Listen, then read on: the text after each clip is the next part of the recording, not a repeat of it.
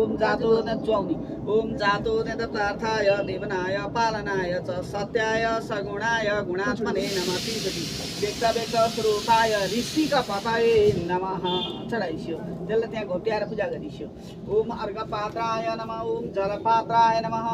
ओम पातेपात्राय नमो नमः पातेपात्राय नमः उत्ताने कृता जलम उत्तान बनाइगयो ओ अलि जल हालिस्यो उत्ताने कृता जलम छिपे भगवान हरे अब अलिकति फुल हात हाली बक्सियोस् भगवानलाई हामीले बोलायौँ पूजा गऱ्यौँ हाम्रो मनोरथ परिपूर्ण गऱ्यौँ भगवानलाई विसर्जन गर्ने वरिपरि चढाइस्यो ओम गच्छ गच्छ सुरश्रेष्ठ संस्थानम परमेश्वर एक पूजितम मया देव सर्वपरिपूर्णमस्तु हात देखाइस्यो भगवानलाई अब हनम नजानामि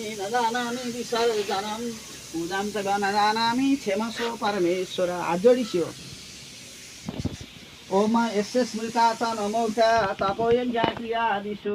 न्यूनं सम्पूर्णं यदु सधैँ वन्दे अच्युतम ओम अच्युताय नमः भनिस्यो